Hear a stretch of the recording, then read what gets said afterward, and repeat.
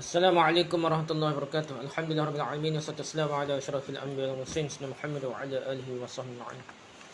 Rabbi shrah li sadri wa yassir li amri wa hlul 'uqdatam min lisani yafqahu qawli. Amma ba'du. Kita sambung kitab kita, kitab Siratul Mustaqim karangan Syekh Nuruddin Jilani.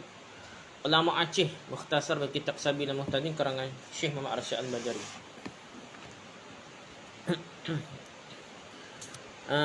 Kita dalam bab at'imah lagi, bab makanan lagi. Syahdan, segala unggas yang halal dimakan dia itu, buah kita boleh makan tu, iaitu ayam hutan dan itik negeri ni, itik air dan angsa dan bangau dan angkali.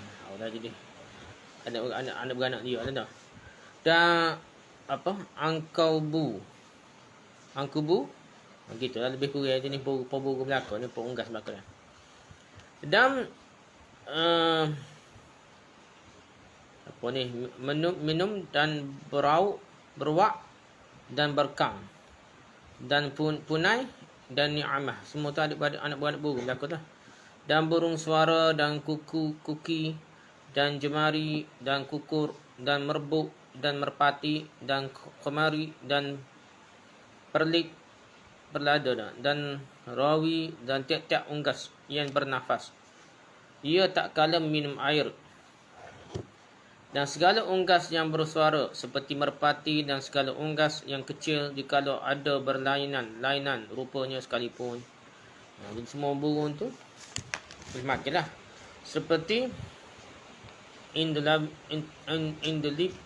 dan sofwah, iaitu unggas yang merah kepalanya dan tuas dan jaif. Nama buru-buru lah, macam-macam jenis buru dah. Jadi buru ni secara umumnya boleh makan belaka lah secara umumnya. Dan demikian lagi halal tiap-tiap unggas yang bertanda lehernya seperti tali leher dia. Adapun segala unggas yang haram makan iaitu barang yang menyambar dengan kuku atau yang mencabut dengan kaki akan makanan, iaitu raja wali, helai dan siwah dan helang dan burung dan burung hantu dan jemput dan kelawar dan keluang dan bas dan syahin dan iqab, tu apa, gagak dah, dan sardarni dan nurai, kekak dan kakatu dah, dan tiang dan munia dan pelisa serindi dan kakaf yang warnanya kelabu, harus membunuh dia. Jadi adik-beradik gagak dah, jadi binatang gagak lega apa hak ganah-ganah tu tak boleh makan kata dah. Dan demikian lagi haram barang yang jadi daripada antara binatang yang halal dan haram, seperti sambong, iaitu yang jadi daripada serigala dan dobok. Dobok ni tak tahu lah, kita kira panyi terus dah. Tu kata kita kata boleh makan dah, sudah kita tengok panyi serigala panyi ni. Atau yang jadi daripada antara anjing dan kambing, atau yang jadi daripada antara kuda dan keldai negeri, keldai kapur lah, bukan keldai liar. Syahadan barang yang binatang yang tiada mazkur dalam Al-Quran dan hadis dengan isyarat khas atau am akan haramnya atau halalnya, tak ada sebut lah. Dan tiada warid syarak membunuh dia atau tiada membunuh dia, maka hukum jika diterima oleh kaum Arab yang sejahtera perangainya, lagi kaya pada masa murah makanan, makan dia, maka halal lah hukumnya. Jadi kaedah mazhab kita ni kira orang Arab ni yang sejahtera lah, bukan orang Arab hak capur mudah makan dia dah. Dan jika tiada demikian, maka tiada itu haram memakan dia. Maka jika ada ikhtilaf mereka itu pada memakan dia, maka diikutlah akan orang yang banyak daripada mereka itu dah. Maka jika berkata mereka itu pada memakan dia, maka diikutlah akan kaum Quraisy. Dan jika ikhtilaf kaum Quraisy atau tiada dihukumkan mereka itu akan halalnya dan haramnya kerana syak ia atau tiada dalam negeri mereka itu, kaum Arab, tiada ada nama binatang itu pada bahasa Arab, maka dibandingkan dengan binatang yang serupa dengan dia pada rupanya atau perangainya atau makanan, jikalau tiada diketahui nama binatang itu, Maka ditanya kaum pada kaum Arab dan diamalkan dengan yang dinamai mereka itu daripada binatang yang halal atau haram. Payah kok kaedah gini. Yang ni atas kebiasaan lah, dia tak biasa. Kita berasa bewak macam mana buat dia tu. Dog tu dah. Bewak juga serupa. Kita je kata makan cemas daripada pasir cemas tak mana. Okey tu je dah. Tapi telur gapo makan kok si juga. Kalau jumpa dia dah. Gitu jadi payah nak di atas definisi orang Arab. Nah, gitulah takrif dia. Kalau orang Arab kata cemas tak boleh makan, kotor tak boleh makan dah, haram. Itu mengikut mazhab Syi'i lah. Bermula haram memakan barang makanan yang kena najis. Dan makruh memakan daging dan telur dan susu binatang yang halal.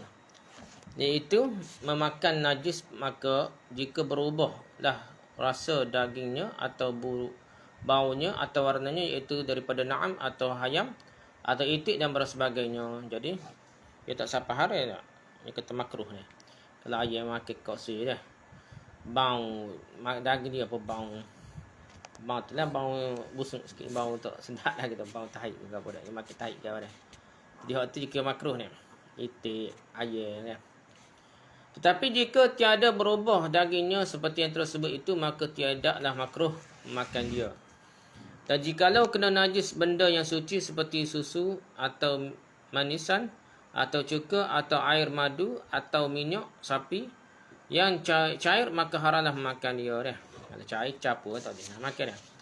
Dan demikian lagi haram memakan daripada benda yang suci, iaitu batu dan kaca dan tanah dan segala yang memberi mudarat akan badan. Dan akal, iaitu afyun dan ganja dah. Dadah ni dah. Dan buah pala dan bunganya. Dan kemar-kemar dan ambar. Dan bunga pungar, tetapi harus meminum yang ada dalamnya sedikit daripada racun. Jika ghalib, selamat badan. Gitulah dah. Dan jikalau ditasawurkan seorang tiada memberi mudarat akan dia, maka racun yang suci, maka tiadalah haram ia makan dia. Ada setengah orang kita dia boleh makan dah racun ke apa, je tak apa dah dia. Kata Ruwayani dah, segala segala tumbuh-tumbuhan yang mengkhayalkan dan tiada sangat menyukakan iaitu haram memakan dia. Jadi tumbuhan yang memabukkan dah ketum ke gapo, dadah ke apa dah. Jadi benda tu haram lah. Dan tiada had atas yang memakan dia, tapi harus memakan dia jika dicampur ke dalam ubat. Kalau boleh ubat, kena sikit dan ukuran tertentu, dos tertentu boleh. Jikalau menyampaikan kepada had khayal sekalipun, jika tak dapat tiada daripada memakan dia. Kalau ubat lah, ya kena nasihat doktor lah. Kata mu'allif radhiyallahu anhu bahawa hukum mengisap bakar itu 3 wajah. Pertama mubah, kedua makruh, ketiga haram. Maka yang mubah itu iaitu bagi barang siapa memberi manfaat pada tubuhnya atau menyukakan hatinya. Dan yang makruh itu bagi barang siapa yang tiada memberi manfaat pada tubuhnya atau menyukakan dia. Tapi jika ada ia qadi atau mufti atau ikutan segala manusia, maka hendaklah ia mengisap bakar itu pada tempat yang sunyi, supaya jangan dilihat oleh segala yang jahil, yang tiada mengetahui hukum wajah yang 3. Lalu diikutnya lah akan dia, dan haram bagi barang siapa yang jadi mudarat pada tubuh dan atau akalnya. Jadi ini dah hukum asal perbahasa dulu dalam ibahah 3 dah untuk isap rokok dah. Jadi kalau dia tak ada rasa ngoyak koksi kau dah, lepas tu dia tu jadi suka hati. Dia kata tidaklah menjadi berubah lah. Kalau dia jadi tak ada manfaat tubuhnya, ada walaupun tu ngoyak sikit, tak ada faedah habis piti, makruh lah. Kalau siapa mudarat, haram lah.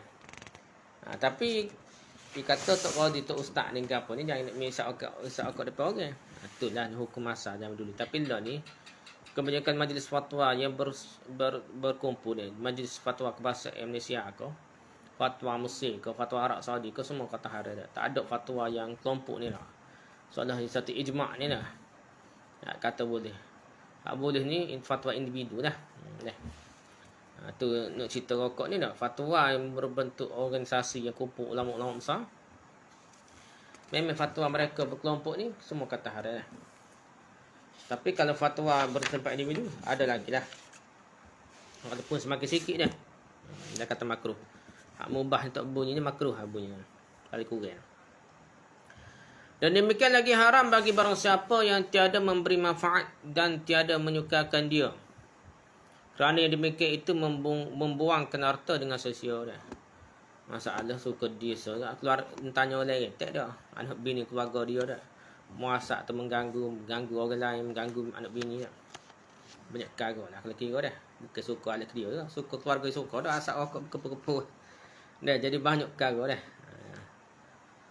Dan demikian lagi haram meminum segala yang cair lagi memabukkan, iaitu arak dan tuak dan nabis. Nabis ni ada bicara pun tak? Mengikut. Ada nabis tu sekadar celupan air apa? Air di Madinah ke apa air tu payau sikit dah. Jadi dia boboh. Kurma tu nak suruh rasa manis sikit dah tu rasa payah atau rasa pahit gitu dah. Jadi nabis dah panggil dia. Cuma ada guna nabis ni sampai perai sampai jadi arak. Jadi nabis tu istilah yang macam-macam. Macam tuak tempat kita lah. Kelantan ni tuak tidak jadi mabuk dah. Tapi nira gitu dah. Orang luar panggil nira dah. Di Kelantan ni tuak dia panggil boleh minum lagi tak mabuk dah. Tapi kalau di Kedah ke apa, tuak tu utara ni tuak tu memang arak lah. Arak terus dia. Begitu nabis ni. Nabis yang dimasukkan haram tu nabis arak dia. Yang mabuk dia. Dan kilang dan pengasi dan barang sebagainya jadi mabuk dia. Dan tiada harus meminum arak dan barang sebagainya kerana akan ubat yang dahaga. Dan segala najis yang lain daripada yang memabukkan itu harus ia diambil akan ubat. Mabuk ni, arak ni tak boleh buat ubat sekalipun. Kalau benda yang najis yang tidak memabukkan lah. Yang tidak memabukkan najis, walaupun najis kalau jadi ubat dimaafkan boleh ambil. Ada perbincangan lah, contoh kayak kecil utara oleh hadis ada sebut dah. Dan demikian lagi haram memakan dan meminum darah dan memakan kulit yang termasuk dari segala barang yang dikawat, iaitu mani dan balgham dan hingus, dan makruh memakan daripada upah, membuang darah dan menyapu sersah dan cemar. Jadi darah ke apa tak minum lah. Tak kira lah lepas cuci kepala ke apa tak. Darah bekal ke apa tak boleh minum ke apa tak. Itulah. Upah membawa darah bekal ke apa tak boleh lah. Benda-benda cemar, kotor ke apa tak boleh makan lah. Tapi sunat bagi yang merdeka hendaklah diberinya upah itu akan makanan sahayanya dan akan hidupannya.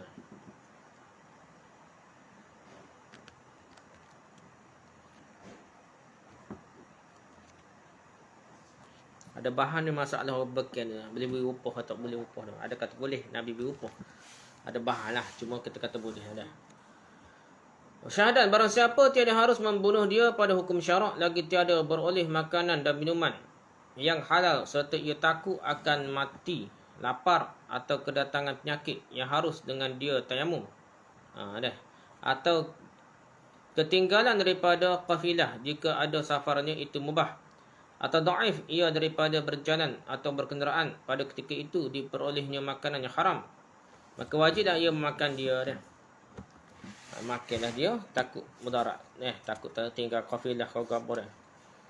Sampai jumpa ada makanan yang haram saja makanlah dia dah.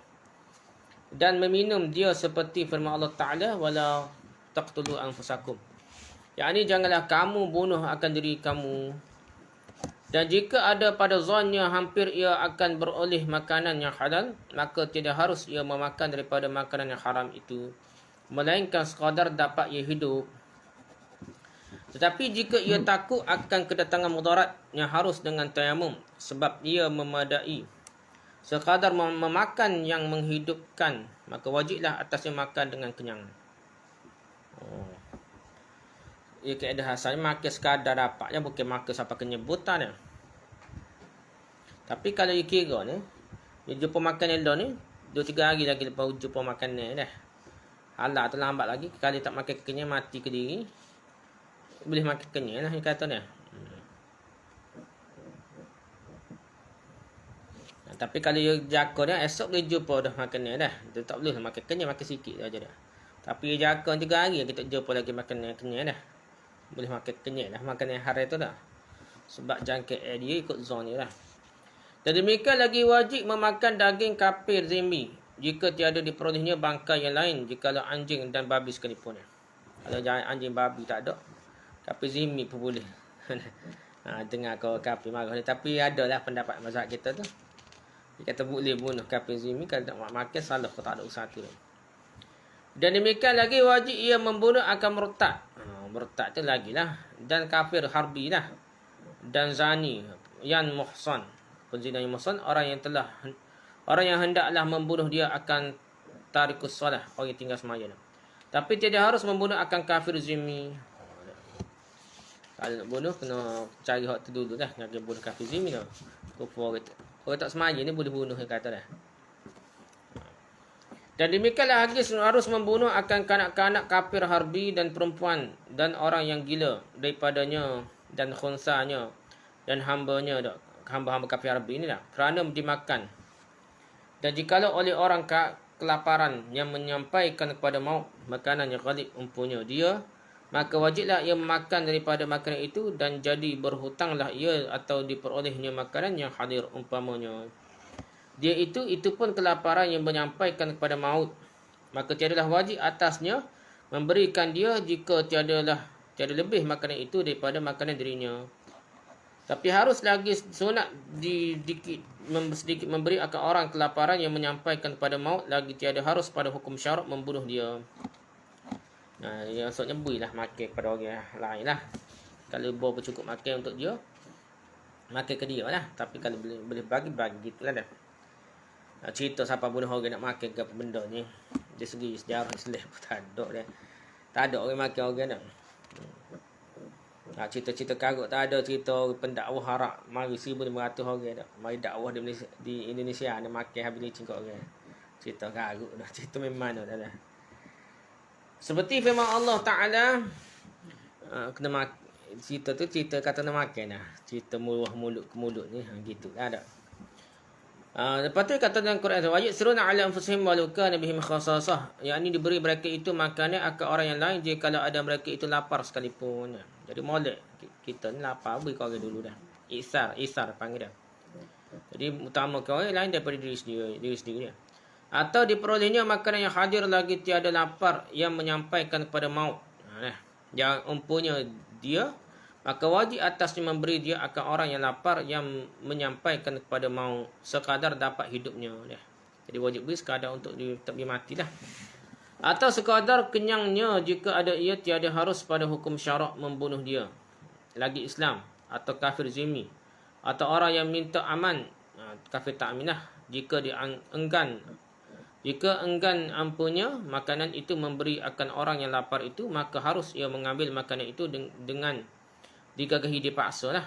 Jikalau dengan berperang sekalipun. Nak makan ni boleh pergi dah. Nak makan.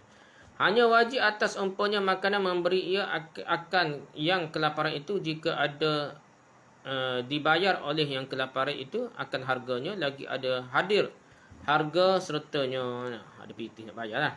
Dan jika tiada demikian, maka jadilah ia berhutang dengan bertangguh. Dah. Dan jikalau diberinya makanan akan datang, lagi tiada disebutkannya harganya, maka tiadalah wajib atas membayar harganya. Kalau orang beri tak ayak, kena bayar ni dah harga berapa. Jadi macam bisa sajalah kira dah. Dan jikalau diperoleh yang kelaparan itu bangkai lain daripada manusia yang dihormati syarak, dan makanan orang yang lain, atau diperoleh orang kelaparan yang menyampaikan kepada maut, lagi ada ihram haji akan bangkai dari perburuan, maka wajib atas yang memakan bangkai. Kena makan bangkai dah. Walaupun dia orang nak pergi haji dah. Tapi kerana terpaksa nak mati ke diri, bukan dia dah. Dan harus menyayat suatu suku daripada paha dirinya atau barang sebagainya kerana dimakannya. Makan dia diri sendiri pun. Kalau tu siapa takut mati dah.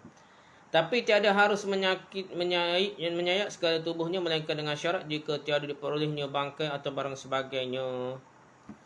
Dan lagi syarat jika tiada takut pada menyayat dirinya itu menyampaikan pada maut. Dah. Takut kadang-kadang kerak cepat mati dah. Dan haram atas orang yang tiada harus membunuh dia pada hukum syarak menyayat suatu suku daripada dirinya, memberi akan orang yang kelaparan yang menyampaikan pada maut. Cerita dia. Bagi hak payah belaka. Berasa bayar tak bayar dah. Kerak diri sendiri nak bagi kau orang makan dah. Syahadat makruh memakan makanan yang halal lebih daripada kenyang. Kenyang dah. Dan lagi makruh mengaibkan makanan. Ada. Hina makanan lah. Dan sunat memakan di sisi tepi pinggannya dan mengucap bismillah pertama makan, dan jika lupa ia pada pertamanya, lupa baca bismillah, maka dibacanya pada pertengahan makan, iaitu bacaannya bismillahi awwaluhu wa akhiruhu. Kalau tak ada baca bismillahirrahmanirrahim atau bismillah saja dah. Mustaq makan tak ingat baca tengah-tengah apa dah, bismillahi awwaluhu wa akhiruhu. Dan lagi sunat menyaringkan mengucap bismillah. Jadi mazhab kita ni kata molek bismillah, nyaring dah. Itu supaya mengingat ke orang yang lain daripadanya. Bukan dia seorang, supaya anak-beranak dia, keluarga dia dengar dah. Dan lagi sunat berkata-kata dengan perkataan yang baik pada ketika makan. Makan ni bukan sunat senyap, sunat kecik benda baik. Lagi sunat tak kala sudah selesai daripada makan mengucap alhamdulillah hamdan katsiran tayyiban barakan fih. Tu doa baca selepas makan dah. Yang ini segala pujian bagi Allah dengan puji yang amat banyak, lagi suci yang berkat dalamnya, atau mengucapkan alhamdulillazi at'amana wa saqana wa ja'alna minal muslimin. Yang ini segala pujian bagi Allah yang menganugerahi akan kami makanan dan minuman dan dijadikannya akan kami daripada orang-orang Islam. Itu cara kita lepas makan dah. وقال المؤلف عفى الله عنه وكان الفراغ من تسويد هذا البياض يوم السبت المبارك وقت الظهر في غرة شهر شعبان سنة 54 بعد الألف من الهجرة النبوية على صاحبها أفضل الصلاة والسلام وأزكى التحية أسألك اللهم بجلالك وجهك وبهر قدرتك وواسع جودك وكرمك أن تنفع بهذا الكتاب سائر المسلمين منفعة عامة وأن تمن على الإخلاص فيه ليكون ذخيرة لي إذا جاءت طامة وثبت قدمي على الصراط وألا تعاقبني فيه ولا في غيره من سائر آثار تقبيح ما جنبت من الذنوب وعزم ما اقترفت من العيوب أنك أرحم الراحمين وأكرم الأكرمين ربنا تقبل منا إنك أنت السميع العليم ربنا اغفر لنا والإخوان الذين سبقونا بالإيمان ولا تجعل في قلوبنا غلا للذين آمنوا ربنا إنك رؤوف رحيم دعواهم فيها سبحانك اللهم تحيتهم فيها سلام آخر دعواهم أن الحمد لله رب العالمين. Habislah kitab kita. Habislah dua kitab Sabil dan Muhtadin dan kitab Siratul Mustaqim dah.